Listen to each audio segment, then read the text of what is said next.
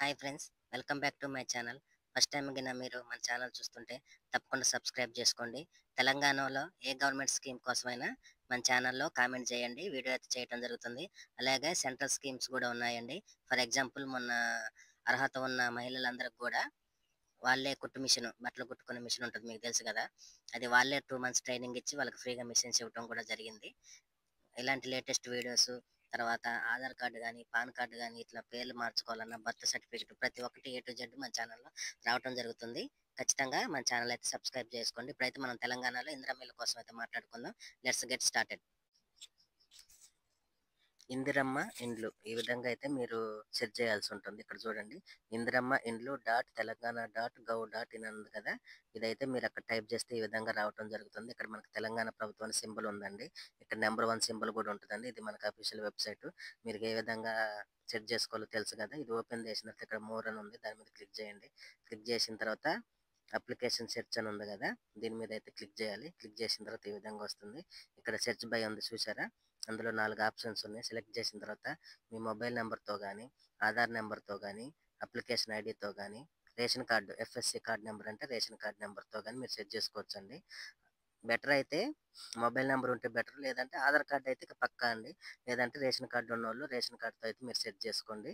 ఈ విధంగా అయితే మనకు డీటెయిల్స్ వస్తాయి. వచ్చిన తర్వాత మనకి ఎల్1లో ఉన్నవా, ఎల్2లో ఉన్నవా, ఎల్3లో ఉన్నవా అని అయితే ఇక్కడ ఆప్షన్ చూపించడం ఇందిరమ్మ ఇళ్ళ కోసం అయితే అప్లై చేసుకున్నాం కదా! అప్లై చేసుకున్న తర్వాత వాళ్ళైతే వెరిఫికేషన్‌కొచ్చారు. వెరిఫికేషన్‌కొచ్చిన తర్వాత ఏం చేశారు వాళ్ళు, ఇప్పుడు స్థలం ఉంది మాకు, ఇల్లు లేదంటే ఆ స్థలం దగ్గర ఆ వ్యక్తి ఎవరైతే ఉన్నారో అప్లై చేసుకున్నారో వాళ్ళని నిలబెట్టి ఒక ఫోటో తీసుకొనెళ్లారు. మాకు ఇల్లు లేదు మేము రెంట్‌కుంటాం అంటే వచ్చి ఇంటిని ఫోటో తీసుకొని పోయినారు. మాది పాతిల్లంటే అట్లా కూడా ఫోటో తీసుకొనెళ్లారు. ఇది మొత్తం ప్రాసెస్ అయిన తర్వాత వాళ్ళు చేసిన నెక్స్ట్ ప్రాసెస్ ఏందంటే ఒక 3 కేటగిరీలుగా అయితే డివైడ్ చేయడం జరిగింది. అయి ఎల్1, ఎల్2, ఎల్3.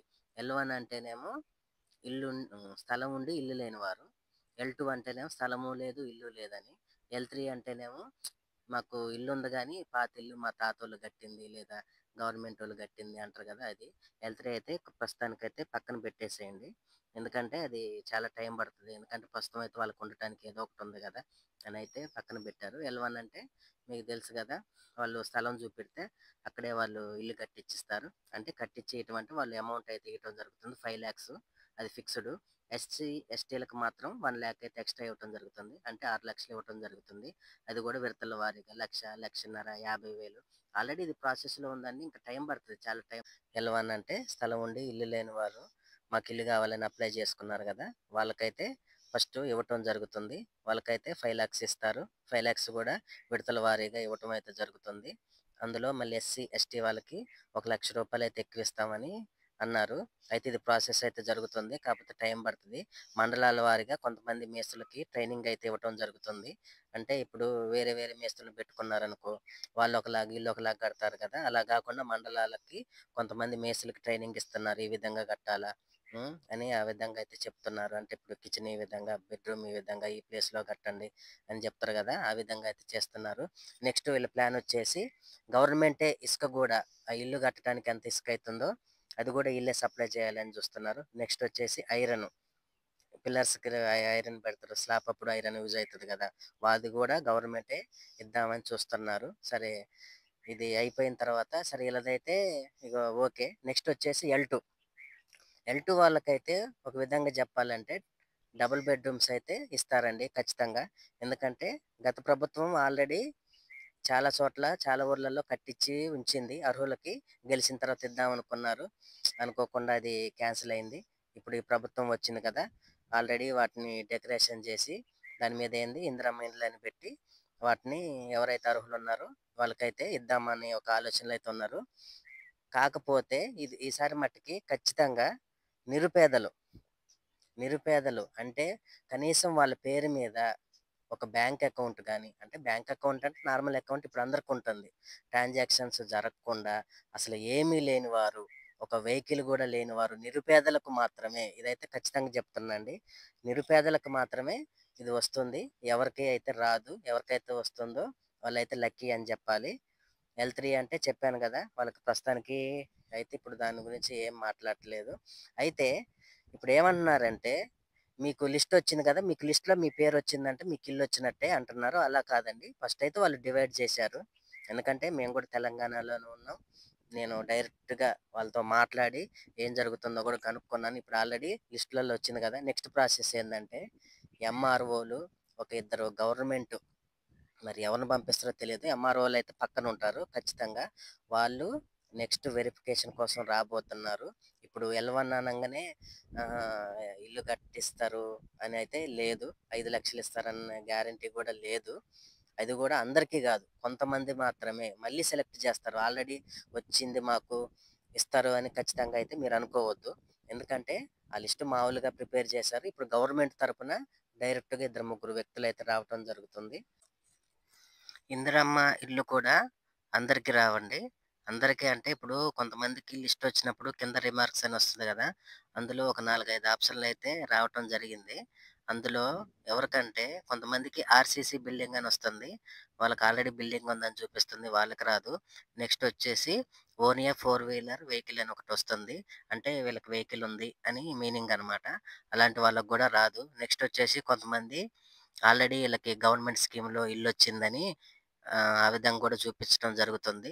ఇప్పుడు ఫర్ ఎగ్జాంపుల్ మనం కారుంది. కారుందని ఫోర్ వీలర్ వెహికల్ ఉందని అన్నాడు. ఒకవేళ మీకు లేకపోవచ్చు. లేదంటే మీరు వాళ్ళీళ్ళ దగ్గర ఎందుకు పని చేయాలని మీరే కార్ ట్రావెల్స్ పెట్టుకుందామని కారు కొనొచ్చు. అలాంటి వాళ్ళందరూ ఏం చేయాలంటే ఈళ్ళందరూ గూడా ఒక చిన్న కంప్లెయింట్ ఇస్తే మీ కాడికి మళ్ళీ వాళ్ళు సర్వే అప్పుడు ఎవరైతే చేశారో వాళ్ళు మీ ఇంటికొస్తారు. వాళ్ళకొచ్చినప్పుడు మీరిట్లా ఈ విధంగా ఎక్స్‌ప్లెయిన్ చేయండి. ఎక్స్‌ప్లెయిన్ చేస్తే ఏమన్నా మార్చే అవకాశాలుంటాయి. సరే వాళ్ళు మన ఇంటికి రావాలంటే మనం అక్కడ కంప్లెయింట్ చేసుకుంటే, ఆ కంప్లెయింట్ ద్వారా వాళ్ళు మనకి ఇంటికైతే రావటం జరుగుతుంది.